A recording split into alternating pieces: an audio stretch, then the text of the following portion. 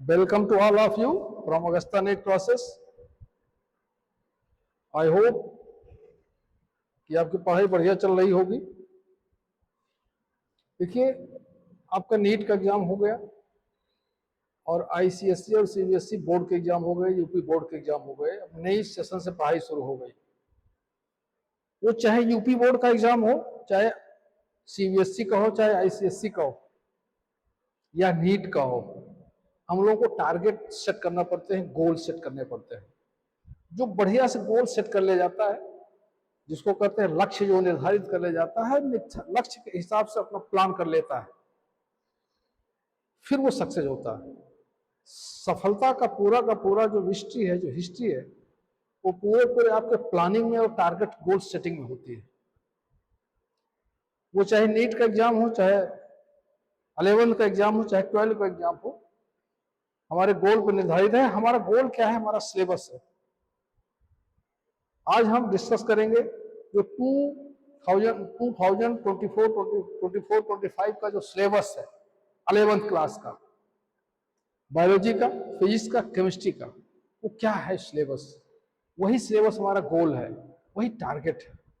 उसी को हमें पढ़ना है, उसी पे हमें फोकस होना है और टारगेट ओरिएंटेड काम करना है, व्यर्थ के काम नहीं। जो हमारा टारगेट है उसी के हिसाब से हमें काम करना है, जिससे हमें सक्सेस मिले। देखते हैं सिलेबस हमारा क्या है। पहले हम शुरू करते हैं बायोलॉजी से। देखिए, बायोलॉजी में जो 11 का कोर्स है, वो उसमें 5 यूनिट है। पहला यूनिट है डाइवर्सिटी ऑफ लिविंग ऑर्गेनिज्म। आप देखेंगे ये 15 मार्क्स का होता है। Structural organisation in plant and animals, ये 10 नंबर का होता है। सेल स्ट्रक्चर एंड फंक्शन, ये 15 नंबर का होता है। प्लांट फिजियोलॉजी 12 नंबर का होता है और ह्यूमन फिजियोलॉजी 18 नंबर का होता है। अब आप देखेंगे ह्यूमन फिजियोलॉजी सबसे मैक्सिमम मार्क्स कवर कर रहा है और डाइवर्सिटी ऑफ लिविंग ऑर्गेनिज्म ये 15 नंबर के, 15 ही नंबर कवर कर रहा है आपका सेल स्ट्रक्चर एंड फंक्शन, जिसमें सेल साइकिल होती है। ये 5 यूनिट हैं, पांचों के मार्क्स हम ये देख के चलना है कि कौन सा यूनिट में ज्यादा वेटेज है। उस यूनिट को हमें ठीक से पढ़ने की जरूरत है। पढ़ने को हमें सबकी जरूरत है, 5 के 5 यूनिट पढ़ने की जरूरत है, बट वही पढ़ेंगे जो हमारा टारगेट है। ये 5 यूनिट है, ध्यान से समझेंगे। डाइवर्सिटी ऑफ लिविंग ऑर्गेनिज्म पहला यूनिट, दूसरा structural organisation in plant and animals, तीसरा यूनिट है cell structure and function, fourth है प्लांट फिजियोलॉजी एंड फिफ्थ है ह्यूमन फिजियोलॉजी। की 11th की बायोलॉजी का कोर्स है। नीट में पूरा का पूरा इसमें एक्सप्लेन किया गया है। इसको अगर हम डिटेल देखेंगे तो लिविंग वर्ड्स में आपका बायोडाइवर्सिटी पढ़ना है, need for classification, 3 domains of life, taxonomy and systematics, concept of species and taxonomical hierarchy और बायोनॉमिल नॉमेनक्लेचर। ये आपका है चैप्टर 1। चैप्टर 2 में बायोलॉजिकल क्लासिफिकेशन है, जिसमें 5 किंगडम क्लासिफिकेशन है, salient feature and classification Monera, Protista and Fungi, major groups like and virus and virus, इसके बारे में पढ़ना है। चैप्टर 3 देखेंगे कि प्लांट किंगडम में classification of plants into major groups, salient distinguish features and few examples of algae, bryophyte, pteridophytes, gymnosperms. Chapter 4 में देखेंगे एनिमल किंगडम में। देखिए, प्लांट किंगडम हो गया, एनिमल किंगडम हो गया। इसमें क्या पढ़ेंगे? ये यूनिट फर्स्ट का चल रहा है, diversity of living organism. Diversity of living organism में आपके 4 चैप्टर्स हैं। ये चारों चैप्टर हमको पढ़ना है। यूनिट सेकंड में आएंगे स्ट्रक्चरल ऑर्गेनाइजेशन इन प्लांट्स। इसमें आपका चैप्टर 5 है मॉर्फोलॉजी एंड फ्लावरिंग प्लांट्स, 6 है एनाटॉमी एंड फ्लावरिंग प्लांट्स, 7 है स्ट्रक्चरल ऑर्गेनाइजेशन इन एनिमल्स। ये 3 है आपके यूनिट में। यूनिट सेकंड में आपके 3 चैप्टर्स हैं, 5, 6 एंड 7। उसी से यूनिट थर्ड में सेल स्ट्रक्चर एंड फंक्शन में पहला चैप्टर है जिसमें cell unit of life, second है बायोमॉलिक्यूल्स, और इसी तरह से 10 चैप्टर है cell cycle and cell division, जिसमें सेल साइकिल है, माइटोसिस है, मियोसिस है और इसकी सिग्निफिकेंस है। यूनिट 4 में अगर हम आएंगे तो इसमें 3 चैप्टर्स हैं, जिसमें 13, 14 और 15, 13, 14 और 15 चैप्टर्स हैं। 30 में photosynthesis in higher plants, sorry photosynthesis in higher plants देखेंगे।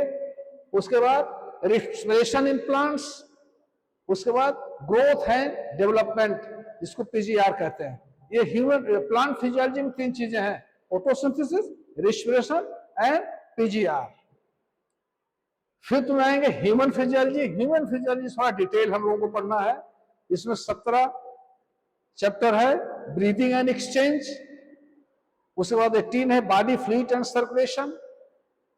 19 है excretory products and there elimination. उसके बाद लोकोमोशन एंड मूवमेंट्स। 21 है neural control and coordination and 22 है केमिकल कोऑर्डिनेशन एंड इंटीग्रेशन। इतने चैप्टर हमें बायोलॉजी में पढ़ने हैं, यानी यूनिट कितनी है? 5 है, और एक एक यूनिट में 3-3, 4-4 चैप्टर हैं। पूरा डिटेल आपके एनसीईआरटी बुक में लिखा है, एनसीईआरटी बेस्ड हमको लेके चलना है। ये बायोलॉजी के हैं, 11th के हैं। उसके बाद इसी तरह से हम अगर फिजिक्स में आएंगे, फिजिक्स में देखिए यूनिट 1 में है फिजिकल वर्ड एंड मेजरमेंट्स। इसमें चैप्टर 2 है यूनिट्स एंड मेजरमेंट्स, आप देखेंगे। उसके बाद न्यूमेटिक्स है, इसको काइनेमेटिक्स भी कहते हैं। चैप्टर 3 में मोशन इन स्ट्रेट लाइन, और चैप्टर 4 में है मोशन इन प्लेन। उसके बाद यूनिट 3 है law of motion. Law of motion में एक ही चैप्टर है जिसमें लॉ ऑफ मोशन है, चैप्टर 5। आप देखेंगे ये तीनों मिलाकर के यूनिट 1, 2 एंड 3 मिलाकर के 23 मार्क्स के हैं।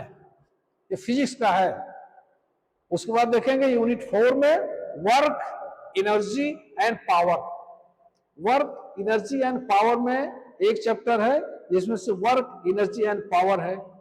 उसके बाद 5th यूनिट है जिसमें से motion system, particles and rigid body आप देखेंगे। उसके बाद इसमें एक चैप्टर है systems of particles and rotational moments, motion.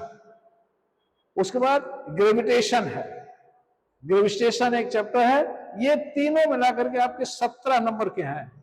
आप देखेंगे ये आपके, ये चैप्टर आपके, ये चैप्टर 4, 5th एंड 6th मिलाकर के, और ये आपके 17 मार्क्स के हैं। अगला चैप्टर देखेंगे unit 6 properties of book matter. इसमें से आपका मैकेनिकल प्रॉपर्टी ऑफ सॉलिड्स, और 10th चैप्टर है mechanical property of fluids, and 11th है थर्मल प्रॉपर्टी ऑफ मैटर। उसके बाद 8th चैप्टर है थर्मोडायनेमिक्स। इसमें थर्मोडायनेमिक्स है। ये तीनों मिलाकर के आपको 20 मार्क्स के हैं। अब आप देखेंगे ये यूनिट 23 मार्क्स की है, और ये 17 मार्क्स की है, ये 20 मार्क्स की है। लास्ट आप देखेंगे इसमें जो behaviour of perfect gases and kinetic theory भी है इसी में। ये सब मिला के 20 मार्क्स है। ऑसिलेशन एंड वेव्स 10 नंबर के इसमें से आते हैं। ऑसिलेशन एंड वेव्स, इसमें से ऑसिलेशन है एंड वेव्स है। ये आपके 10 मार्क्स है। देखिए ये सिलेबस है और उसमें कितने मार्क्स आते हैं, ये भी हमें देखना है। सिलेबस और कितने इसके मार्क्स आते हैं, इस हिसाब से हमको आगे पढ़ना है, आगे देखना है। आगे इसमें पूरा डिटेल दिया गया है, पूरा इसमें डिटेल दिया गया है। उसके बाद देखेंगे हम केमिस्ट्री में। केमिस्ट्री में आप देखेंगे यूनिट 1 में है some basic concept of chemistry, 2nd है स्ट्रक्चर ऑफ एटम्स। अब आप देखेंगे इसमें बेसिक कॉन्सेप्ट ऑफ केमिस्ट्री में 7 नंबर है, 7 नंबर है। स्ट्रक्चर ऑफ एटम्स में 9 नंबर है। क्लासिफिकेशन ऑफ एलिमेंट्स एंड पीरियोडिटी इसमें 6 नंबर है। Chemical bonding and molecular structure ये 7 मार्क्स के हैं। केमिकल थर्मोडायनेमिक्स ये 19 मार्क्स के हैं। इक्विलिब्रियम वेरी इंपॉर्टेंट, ये 7 मार्क्स का है। रिडॉक्स रिएक्शन ये आपके 4 मार्क्स के हैं। ऑर्गेनिक केमिस्ट्री में some basic principles and techniques है, ये आपका 11 मार्क्स का है। हाइड्रोकार्बन्स है, ये आपका 10 मार्क्स का है। इस तरह से आप केमिस्ट्री में देखेंगे, इसमें 9 यूनिट्स है, 9 यूनिट्स है, और इसमें कितने मार्क्स है, ये बड़ा इंपॉर्टेंट हम लोग ने सिलेबस देखना। 11th की क्लास में आपका चाहे वो बोर्ड का एग्जाम हो, चाहे जो एग्जाम हो, इसी में से नीड्स में आते हैं। इसको जब हम टारगेट करेंगे, इसको जो हम गोल बनाएंगे, और इसमें सिस्टमेटिक स्टडी करेंगे सबका। अभी हमको शुरुआत में इसमें मार्क्स नहीं देखना है, हमको हर चीज पढ़ना है। एनसीईआरटी बेस है, एनसीईआरटी की बुक्स ले लीजिए, और ये सिलेबस है। और मेरा ये सजेशन है आपके लिए कि आप इसका ओरिएंटेड, टारगेट ओरिएंटेड काम कीजिए, व्यर्थ के काम नहीं। अभी से ही मई के महीने से अगर आप प्लान बनाएंगे तो दिसंबर तक जाते जाते आपका बायोलॉजी, फिजिक्स और केमिस्ट्री तीनों सिस्टमेटिक ढंग से स्टडी हो जाएगी, और इसमें दौड़ने भागने की जरूरत नहीं है। आप बुक्स लीजिए एनसीईआरटी की, और आप देखते हैं कि सारे के सारे क्वेश्चन एनसीईआरटी की बुक से ही आते हैं। बट ये ध्यान रखने की जरूरत है, आपको सिलेबस आपको याद होना चाहिए। सिलेबस जब तक याद नहीं रहेगा, हमारा गोल, हमारा लक्ष्य जब तक हमें याद नहीं रहेगा, और याद हमेशा रहना चाहिए उसको, हमने कितना पढ़ा, कितना बकाया है, और उसको पढ़ने के साथ साथ ये भी ध्यान देने की जरूरत है, उसका रिवीजन आवश्यक है। ऐसा नहीं है कि भूल जाए, पढ़ाई जो होती है वो बालों की दीवार है, अगर वो 2 दिन छोड़ दिए तो पूरी पूरी दीवार गिर जाती है, फिर से जीरो से उठाना पड़ता है। इसलिए इसका रिवाइव, इसका एक्सरसाइज, इसका जो है रिवाइंड करना बहुत जरूरी है। तो हम पिछले का रिवाइव करते रहेंगे, अगला पढ़ते रहेंगे। इसी सिलेबस के हिसाब से अगर हम चलेंगे तो निश्चित रूप से हमारा दिसंबर तक सारे कोर्स पूरे हो जाएंगे। जब ये कोर्स पूरे होंगे तो हमारे नीट के भी एग्जाम की प्रिपरेशन साथ ही साथ हो जाएगी। लास्ट में आपको सजेस्ट करूंगा कि आपका वर्क जो है वो टारगेट ओरिएंटेड होना चाहिए। आपका टारगेट आपका सिलेबस है, और ये सिलेबस आपको याद होना चाहिए। आई होप कि 11th के स्टूडेंट्स जो हमारे हैं उनको सिलेबस पूरी तरह से मालूम हो गया होगा 2 to 4 25 का। इसी हिसाब से अपनी स्टडी करेंगे, प्लानिंग करेंगे। आई होप कि आपको क्लियर हो गया होगा। Thank you.